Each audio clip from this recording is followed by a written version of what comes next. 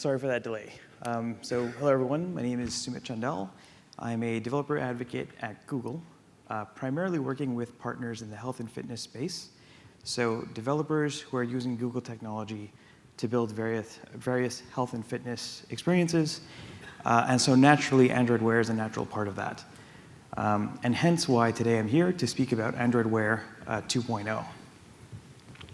Now before I start, I promise I'm not just doing this just to warm up the crowd, like my speaker training told me to do. I really want to know the answers and the numbers behind this and see what the impressions are for Android Wear. So my first question to the audience will be, how many folks here have had experiences, first-hand experiences, or own an Android Wear device at the moment? OK, cool. Not as high as I'd like, but all right. That's fine. All right, next question is, how many folks here have experience with Android Wear development? OK, a reasonable number, but still not the majority of the room. Now, this one I'm expecting a lot of hands up because it's an Android conference. How many folks have experience developing Android apps? OK, great. Yeah, most of the room. That's what I expected. OK. And now, out of those folks who have those hands up, if I were to ask you to take whatever Android app you've built before and port that to Android Wear and build an Android Wear experience within an hour, how many people would feel comfortable saying they could do that? One person, two people? All right, quite brave. OK, so this is going to be quite a sweeping statement. But actually, everyone who raised their hands for Android app development should have also had their hands up for being able to build an app in an hour for Android Wear. In fact, probably even in just a minute. And the reason why is because Android Wear development is essentially just Android development. It's the same thing. It's the same framework. There's just some new components. And you're building for a slightly different form factor. And you're designing for the wrist rather than the phone. But other than that, it's still just Android development. Having said that, building for the Android Wear form factor requires a bit of change to how you design for the wrist first. So there's some different components and different services that are available for Android Wear 2.0. And we'll kind of walk through that today. And that's what we'll kind of be talking about. Now, this is a fairly high-level talk. And I think we're running short on time. I timed myself, and I talked for quite a bit throughout this thing. So if you have any questions for me, we might have time for that. But if not, I'll be around the back of the room or just outside of the event area. And just come and find me if you have more specific questions about Android Wear development. OK, so let's get started. So let's go back to Android Wear 1.0 when we announced our first Android Wear devices. That was at Google I/O in 2014. And since that time, we have about a dozen different brands who have built hundreds of different kinds of Android Wear devices and different models. These span quite a bit of different categories. So we have for high fashion or style, we have brands like Michael Kors or Tag Heuer who have built Android Wear watches. For fitness-related devices, we have a lot of them that have sensors on board, GPS as well on board, heart rate monitors, accelerometers, and so forth, to give you information about when you go for a run or for any kind of fitness-related activities to track your run along the way and give you information about how many calories you're burning, the speed that you're going at, and so forth. And we even have some Android Wear devices that have their own SIM cards, so they can be kind of connected independently of the phone. So this is all to say that there's quite a wide variety of different Android Wear models and types of devices. And given that, there's lots of different kinds of experiences that you as developers can build against that to take advantage of the wide variety of space for new explorations. The key thing, though, with Android Wear, when you develop for it, and how it's different from standard Android development. So as I said before, it is Android development, but you're building for the wrist first, and that's an important thing to consider. It's not an extension of the phone. It's its own form factor and its own device. OK, so this is Android Wear today, which is Android 1.0. 2.0 is not released yet. So Android 1.0, this is what went into the thoughts that went into building this. So what we set out to build was something that can provide quick, at-a-glance notifications. So if you receive a message or an email or a text message on your phone, you get a notification for that on your watch that you could quickly glance at and then dismiss. And then if you wanted to reply to that later, you just come back to your phone afterwards and do your stuff. The other thing we focused on is activity tracking, which for Wear 1.0 mostly consisted of step counting. Step counting and heart rate monitors for any devices that supported that. But for the most part, it was your steps for the day or steps for the week that you could later check on your phone to see how active you've been. And then the last part of that was watch faces. So allowing users to tell the time the way they wanted it to be told. So they could choose which watch face they wanted based on their style and their sensibilities and really customize that. Whatever those sensibilities might be. I'm a big fan of Pac-Man and the Pac-Man watch face. So there's ones available as well. So that's kind of everything that went into Android Wear 1.0. When it was announced, and from then to now, all the different devices that came out for it, that's been the experience. So for Android Wear 2.0, we started thinking about how do we want to update and upgrade that experience. And we looked at user feedback as well as developer feedback for what they were missing. Things that they wished that the Wear 1.0 experience could have done that it wasn't doing yet, and what could we do to provide that. And after analyzing that feedback, these are the 3 key takeaways we came out with for what Wear 2.0 could be doing better than Wear 1.0. The first is important, timely information when you want it. The second is communicating effortlessly with others, with your friends and colleagues and coworkers. And the third is helping use Android Wear devices to keep track of your fitness and help improve your well-being beyond just step counting. So those are the 3 use cases that we saw needed to be supported in Android Wear 2.0. And here's the set of different services and features that are in development right now. They're available in Developer Preview 3, with Developer Preview 4 coming out imminently, with these new features to accommodate those use cases. The first is messaging. So in Wear 2.0, when you receive a message, you can actually reply from the watch itself directly to whoever sent you the message, whether it's Hangouts, Messenger, Gmail, and so forth. So that is for effortlessly communicating with your friends and colleagues, straight from the watch.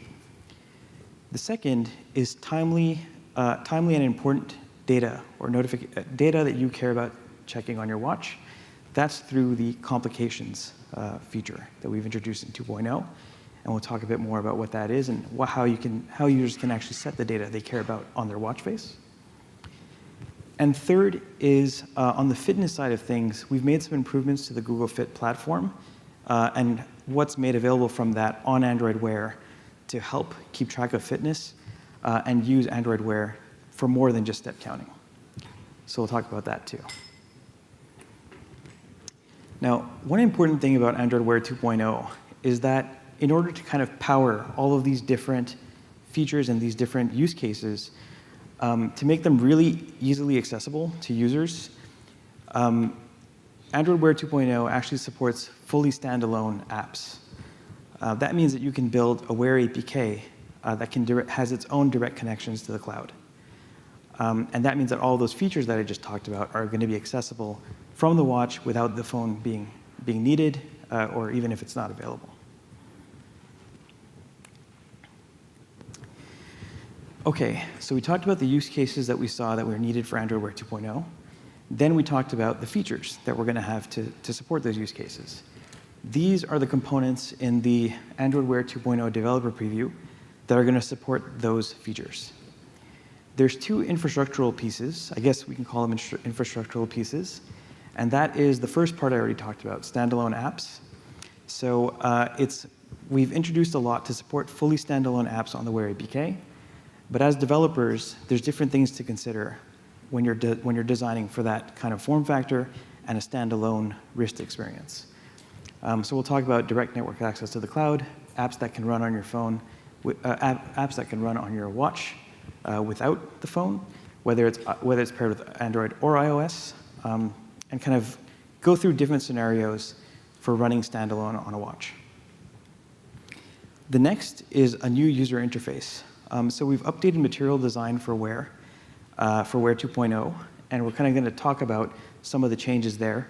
there's some new components in addition to the material design guidelines overall. So we'll talk about the new UI components. And we also have a darker UI or a darker color theme for Wear 2.0, and we'll talk a bit about that too. And then finally, after the infrastructural components, there's the 3 other components that are directly implementing those features. And that's updates to the watch face via the Complication API, messaging, which includes smart reply, third-party IME editors, as well as voice input and handwriting and keyboard input. We'll talk about that. And for fitness, we'll talk about the Google Fit platform and how we've updated that to provide more functionality into Wear 2.0 and how it supports the fitness use case a little bit better than Wear 1.0 beyond just the step counting. There's that link at the bottom there, g.co/wear preview. That's where you can actually download, set up, and test the Android Developer Preview 3. Sorry again. With Developer Preview 4 coming out soon. If you don't have a device, there's an emulator available as well, so you can emulate the experience and see what it looks like. And here's a video to see what the overall system UI changes look like for Wear 2.0. So if you want to see what that looks like, there's that little, it's not a short URL, but there's a URL there, and if you don't have time to copy that, you can just kind of do a search for Android Wear 2.0 Developer Preview Tour, and you'll get a full video going through everything. I won't do that here because we're a little strapped on time. Okay, so now let's walk through the infrastructural components for Wear 2.0. The first one being standalone apps. So why is standalone important? Well, there's a few different reasons. One, I personally don't like carrying around my phone with me all the time. It's huge, it's really bulky. I come from New York City, and it's very hot over there in the summer. And if I'm wearing, just my shorts or whatever, I can really feel that phone in my pocket. So I just from that perspective, I like being able, if I can have a device that's much lighter, that can do all the important things I care about without having to carry that extra weight and just have that on my wrist and use it in a fashion capacity as well, that's great already. But beyond that, for the fitness use case especially, it can be a drag if you're going for a run and you have to keep your phone with you on your armband or in your pocket somewhere. I have a few friends who have dropped their phones while they were running, and it was destroyed because the velocity they were traveling at and the impact with which it hit when it got to the ground. So you avoid all of that if you have a watch that can support your fitness use case. And not just that, but a watch that's designed especially for fitness. So in terms of comfort while you're wearing it, and the stats and data it can display and the battery life that it's optimized for, and so forth. So as developers for standalone, you have basically direct HTTP access from your Wear APK. So you can have an HTTP URL connection object and have direct access to the cloud and make any calls that you want. And as I mentioned before, that's supported on both Android and iOS. So you have a wide swath of users for which you can develop Wear 2.0 APKs that will run and just work for them on their watches.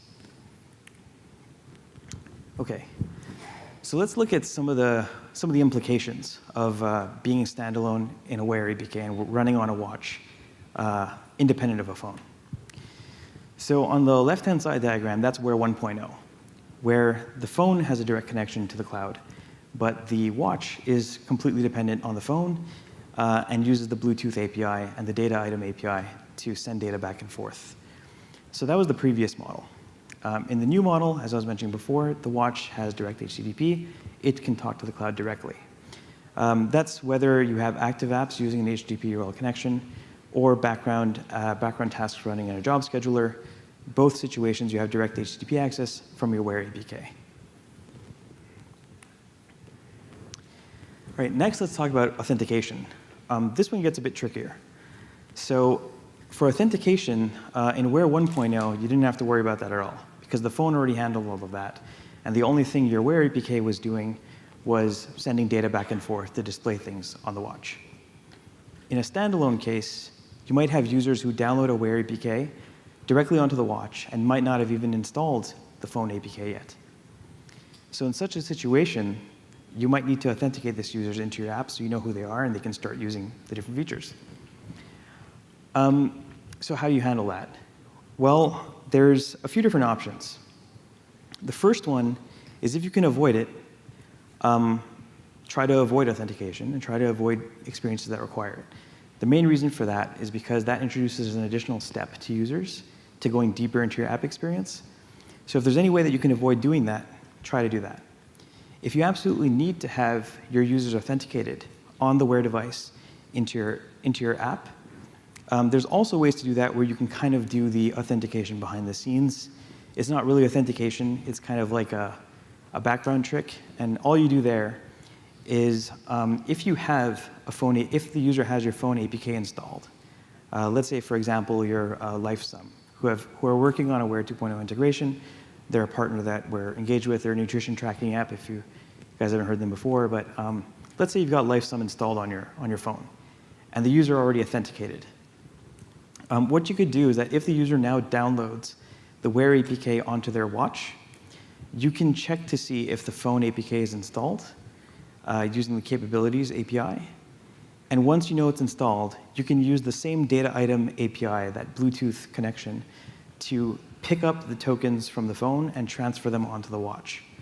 And once you do that, they live on the watch indefinitely, and you can keep them there and have the user authenticated without them having to do anything. So if you can, that's really the best use case. That's the best case scenario from a user perspective, either no authentication or behind the scenes. If you absolutely have to, there's different authentication options on Wear 2.0. Because of time, I'm not sure how I'm doing right now, but I think we still.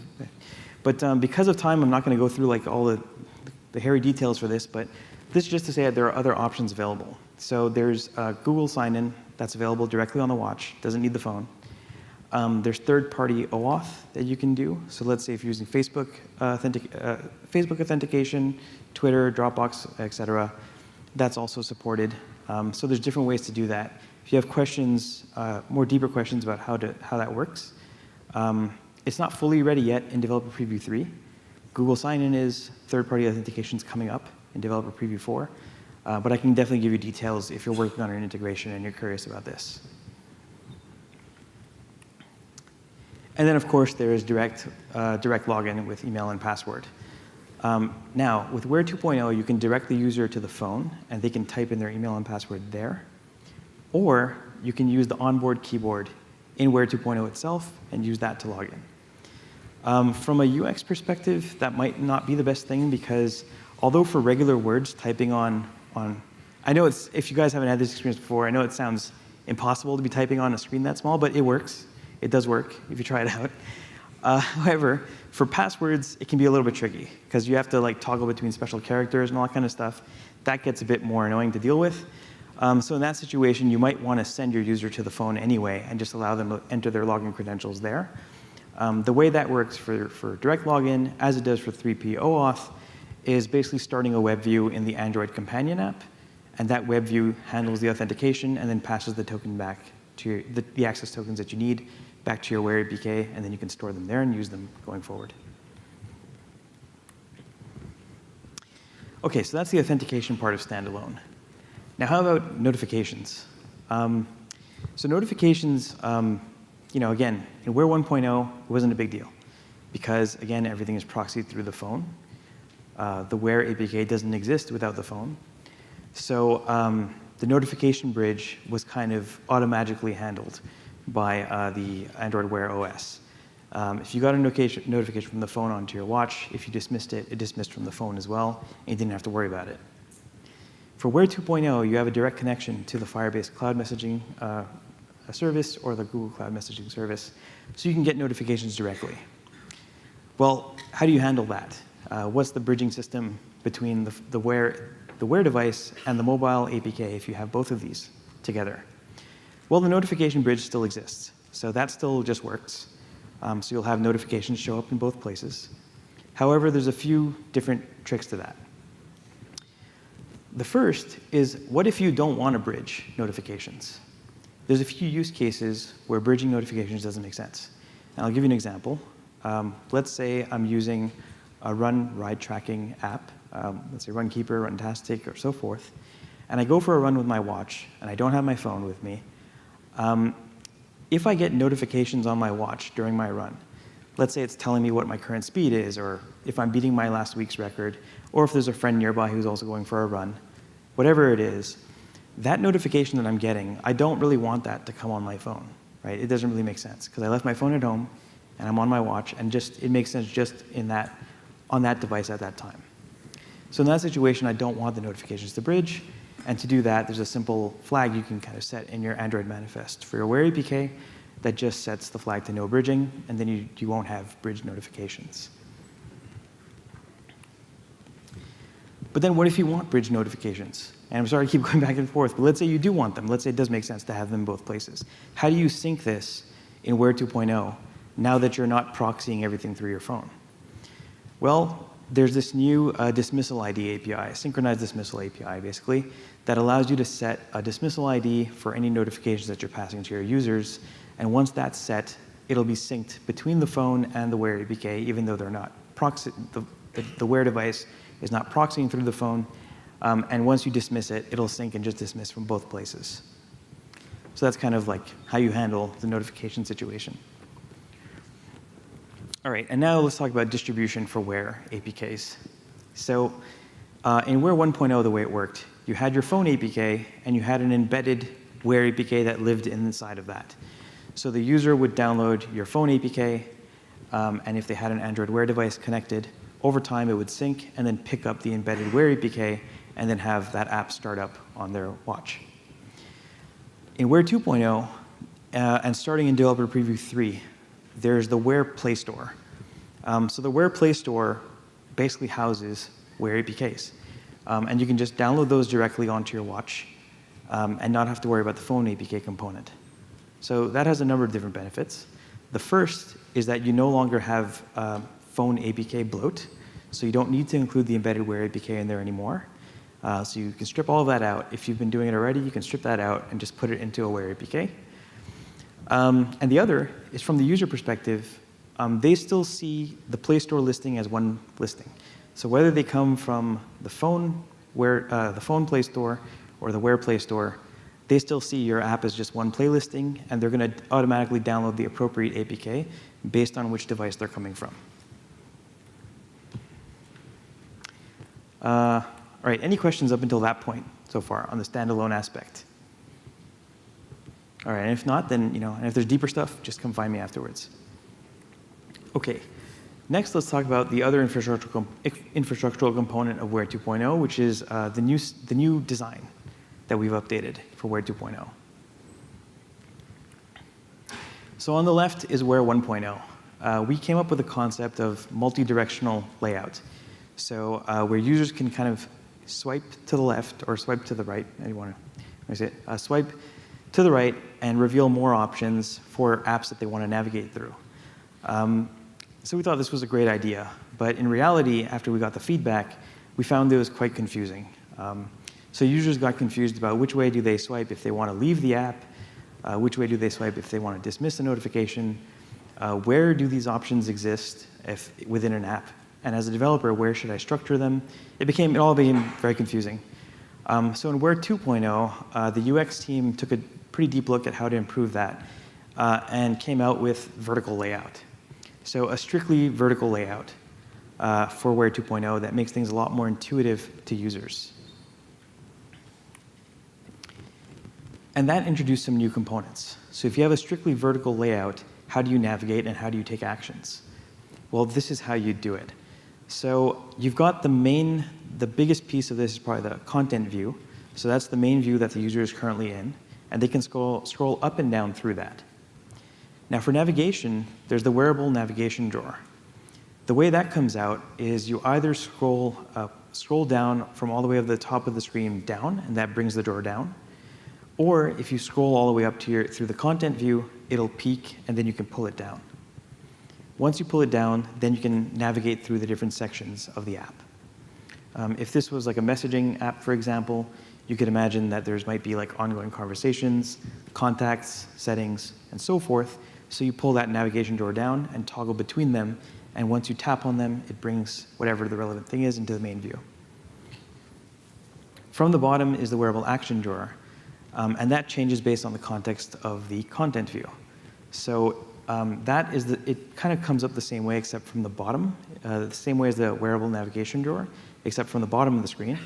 So if you scroll from the bottom of the screen up, it'll peak, and if you tap it, it'll pull it up. And let's say you pull it up when you're looking at an ongoing message. The options there might be replying, archiving, or whatever it is. If you navigate to contacts, those options might change to removing a contact or adding a contact and so forth. So that's kind of the new UI components for Wear 2.0 and how it handles vertical layout.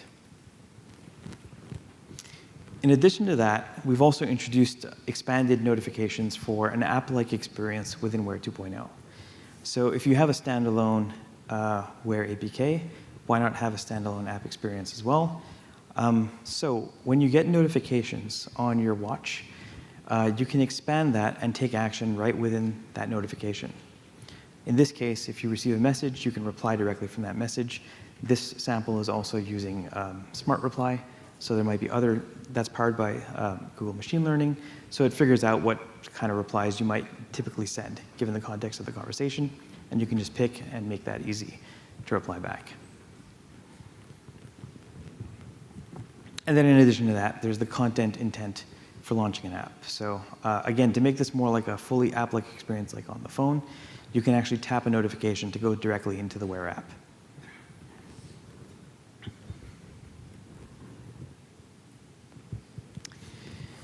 All right, the last part of the UI design, or the updated material design for Wear 2.0, is an updated color scheme. So we've went with a darker theme for Wear 2.0, and there's two main reasons why. The first is because it's more suited to various social environments. And what I mean by that is, well, I had my Wear 1.0 watch with me in a lounge someplace, or let's say if I'm watching a movie, and I get a notification, and there's a super bright light that shows up on my wrist. People will start looking at me and think it's rave time and glow sticks are coming out and whatever, but that wasn't the case. It basically just drew a lot of unwanted attention. So we took note of that and said, okay, darker colors are probably the way to go. It's a bit more low profile and doesn't draw so much attention if you're in a dark room. The other reason why is that it actually saves power for OLED displays. So that's a more practical reason as well to go with darker colors. Well, they're both practical reasons, but all right. And then here's like an updated material design spec for Wear 2.0 with a new color palette that you can use as developers to kind of choose the colors for your apps that match that new darker theme. And you can find all of this at that link over there. So, and you can just search for it as well, but google.com/design/spec-wear, and that'll give you all the material you need for UX design. Actually, I'm just curious, how many developers versus designers are in the room? Are everyone here mostly developers? Can you raise your hands if you're developers or project developers? Okay, cool. And project managers? Okay, and UX folks, UX designers. Okay, so you don't care about this link. Anyway, well, your UX designers will also make sure they get it passed on to them. All right. So next up so that's the infrastructural components for Wear 2.0. To support those use cases and make them very accessible from the wrist. Standalone and updated design for easier access. Now let's talk about the new APIs and services that directly support those features and those use cases that we talked about. So the first one we talked about was important and timely information when you want it. And that happens through the watch face. So the watch face is core to Android Wear since Wear 1.0. It's what users will spend 90% of their time, what users will have 90% of the time on their screens. And in Wear 1.0, we did provide support for tap detection that developers could take advantage of. And some did, and made watch faces that have different sections to them displaying different information, and users could tap those and then go into them. The only issue with that was that users were kind of locked in to whatever data was in that watch face. Whatever data provided, that's the one they had to go with if they chose that watch face. So we wanted to add a bit more flexibility so that you could choose a watch face and also choose which data you wanted to be shown on that watch face. And so we introduced the Complications API. The term complications comes from traditional watchmaking, and refers to any element of a watch face that isn't there to just tell you the time. So elements that might tell you like the day of the week or the current moon phase, these would be complications on a watch face. And that's where the name comes from. It's not complicated to use. Is what I'm trying to say. Right? So from that, we come to the Complications API. And there's 3 players in that system. The first is the watch face developer. So they're the ones who build the various watch faces that have complication slots that can pull in data that users can tap to choose which complication they want to put in there. So that's on the right-hand side, watch face developers. On the left, we've got data providers who provide the data that go into the complication, and then the Android Wear OS in the middle that kind of acts as a broker between these two. So as a watch face, whoops, hold on one second, that doesn't make sense. Okay, we'll pretend that the title at the top left says watch faces. It's not supposed to say data providers. All right. So anyway, watch faces. So from the watch face developer perspective, what they're looking at and what they want to do, and this is completely independent from data providers, is just design really cool looking watch faces that have different slots for complications. In the examples here, the one all the way at the bottom is showing a complication from LifeSum. Again, they're that nutrition tracking app, and that's just tracking how many glasses of water you had in the day, and you can tap that complication to add more glasses of water as you consume more in the day to make sure you're hitting your daily limit. To follow Michelle Obama's advice, drink more water. Anyway, so that's on the watch face side. Oh, I can't, one second. Okay, there you go. All right, and this is the other way. So now this, imagine it says data providers instead of watch face developers. But from the data provider side, all you really do is provide the data that a watch face wants to consume. And again, you don't have to worry about which watch face is going to consume that. The Android Wear OS in between is the broker that handles that negotiation for you. All you need to do as a data provider is say what data is going to be surfaced so that the user can select it and put it into their watch face. So there's LifeSum as one example. There's also Google Calendar that you can pull in to tell you about how many events you have that day or which event is coming up in your calendar. And there's also the Google Fit app that provides information about how many steps you've taken that day or how many calories you burned. And you can put that in as a complication too.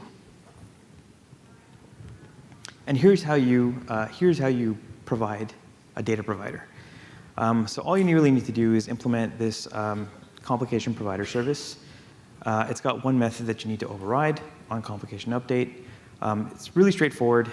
In there, what you do is you detect what type of complication you're loading data for.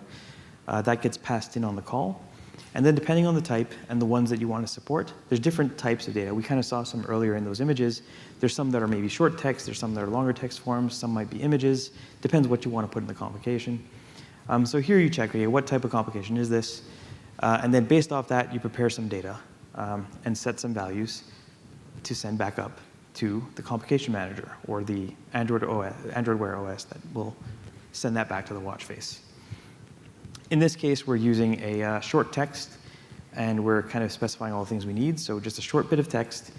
This is actually for the LifeSum example with that glass of water. This is kind of what they would be using. It'd be a short text for the number of glasses you've consumed, and an icon, maybe that glass of water, which would be a vector image that you'd kind of put in there, and then call manager update complication data with the complication ID corresponding to the spot on the watch face and the data. And that's all you have to worry about from the data provider side. Well, there's also this extra bit, which is super simple.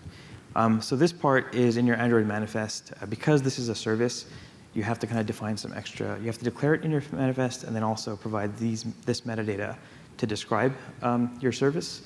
So you talk about the supported complication data types. We'll kind of look at the ones that are available. And then the interval on which you want the complication data to update. Now keep in mind that you're usually thinking about minutes versus seconds when it comes to updating complication data. The reason why is because if you update too frequently, it's just going to drain the battery because it'll make way too many calls. So even if you do set 5 seconds, there's no guarantee that will be respected because we want to kind of not drain the user's battery. So when you're designing this and designing your experiences and building these complications for your apps, think about that in terms of minutes, maybe 5 minutes between updates.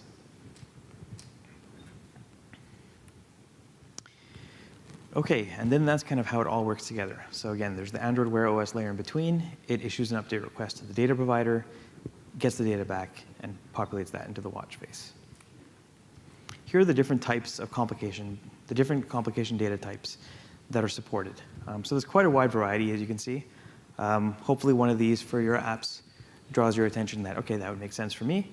And you can choose any one of these to show up in a watch face. Here are some examples of super cool watch faces. So there's Us2. They're an agency that we work with who build a lot of watch faces for Wear. These are some examples of what they built. And you can kind of go a little bit beyond. When you're developing a watch face, I don't know if there's anyone here anyone here developing watch faces or had the experience developing a watch face for Wear? Oh, OK, sweet. So you know kind of what's involved. It is a bit difficult, but it's also a really creative space where you can come up with some really cool concepts. In this case, the one to the far right that was developed by Us2, the color of the watch face updates based on weather data coming back. So on how hot it is that day or how warm it is, or the varying temperatures. It'll become red or yellow temperatures when it's getting hotter, and then blue fading to black when it's getting colder. So it's just kind of a cool, unique design for a watch face and a neat idea to have for an experience on your wrist. OK, so that's for timely and important information when you want it on your wrist. The next part, the next use case that we want to satisfy is effortlessly communicating with your friends and coworkers. And that is implemented through the messaging service, or the messaging API. So this is Wear 1.0. In Wear 1.0, let's say I'm having a conversation with my friend. And he sent me a message before about, we're meeting up later tonight. It's like, what time are we meeting up? And I don't reply to that yet. And then shortly after that, he sees a picture of my dog on Facebook and then sends me another message that, oh my God, that's so cute. Like, what's the name of your dog? And then I reply to that. So in Wear 1.0, I can do this. I can hit reply. I get a voice input that I can do. And then I just say, his name is Brooklyn. And then it gets sent, and then that notification is gone. But wait, I didn't tell him what time we're going to meet up. So what do I do about that? Well, it's not the end of the world. In Wear 1.0, you just go to your phone and just do it there. But if you don't have your phone, and you won't because it's Wear 2.0, how do you handle that? That's via message streams. So these are messages that are persistent on Wear. So they're messages that stay on Wear that you can open up at any point. Within them, you can reply directly from the watch and beyond just voice input. There's a lot of different ways to respond back to messages that you're receiving on your watch. One is Smart Reply, as I mentioned earlier, which is those pre-populated responses that you can select. You can have third-party IMEs as well provide input editors or input providers for you. This one is developed by TouchPal, I believe, which is one that we're using for Hangouts. And you can see here it has different options for the onboard keyboard or handwritten input as well, or using the mic for voice input. And then you kind of type in your reply, send that back to your friend, and then have that message stream available to come back to later so I can open it again and tell them what time we're meeting up later. OK, this is how you use Smart Replies. It's pretty simple. You have to use the new messaging style object and just set allow generated replies. So just to mention how to enable it. So if you're a messaging service and you care about that, then this is what you'd use. And now going to the last piece, which is fitness. So the way we've supported fitness and improved the fitness use case for Android Wear 2.0 is we've introduced a number of different improvements to the Google Fit platform, as well as some different features. One is streaming music. So we'll have a few different partners and even first-party integrations that allow streaming of music from your watch. So that helps with fitness use cases when you want to listen to music while you're exercising or taking a run. There's also activity recognition and the Google Fit Data API, which I'll talk about in a bit. So the Google Fit Data API is part of the Google Fit platform. Just to cover very briefly what that is, it's pretty simple. it's a repository of fitness data that, whether it's nutrition, calories burnt during an exercise, different exercise sessions, sleep data, all that kind of stuff that is collected in one place for a user that different apps can kind of push data to from whatever device that they come from. Google Fit also supports listening to different devices that a user might have connected for this fitness data, so you can actually listen to it and respond to it as it comes in, and get the data back out to get an idea of, let's say if you're a running app and you want to know, did this person have a grilled cheese sandwich today? Yes, they did. So you want to suggest, okay, go for a run or something. So, that's kind of what the Google Fit platform is about. So we've introduced some improvements to it in how it's integrated with Wear and how you can use it in Wear 2.0 to build different fitness experiences. So the first is real-time data update notifications. So this means that whenever data is pushed into a user's profile about, let's say if it's for, like I was mentioning earlier, about calorie counts for different things that they're eating, or sleep data, whenever that data enters in, you can register a pending intent that will fire based off of that data in your Wear 2.0 app.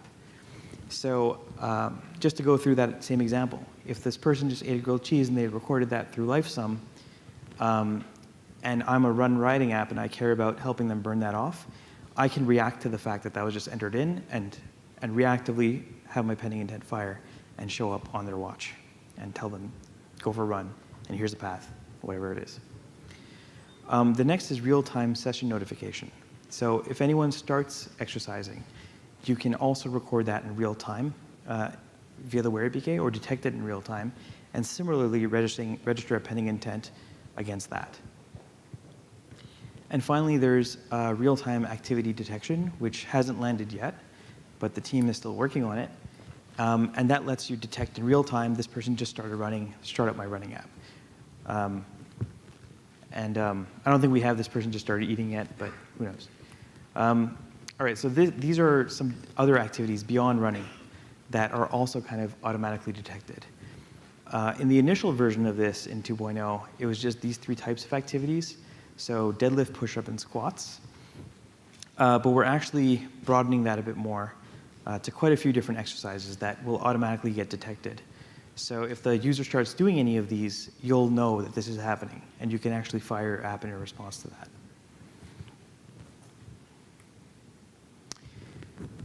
Okay, so that's kind of the overview of Wear 2.0. Again, as I mentioned, it's kind of a high level. We'll have time for questions now, I think. We still have time. Yeah, I think we'll probably need to move on to the next one. But is there an opportunity for people to reach out if they do have Oh, yeah, totally. questions? There's my, I don't have my email, well, yeah, here. So there's my Twitter, but actually you can also note down my email if you want to reach out. It's sumitchandel@google.com. So sorry it's not listed here. My name is there. The exact same spelling, sumitchandel@google.com if you have questions. There's a lot of other resources as well here to look out for if you're developing to Wear 2.0. And again, as I mentioned earlier, if you have questions about Wear 2.0 integrations, I'll be around just outside this area here, and you can come find me if you want to ask anything more. So that's kind of everything I wanted to say about Wear 2.0, and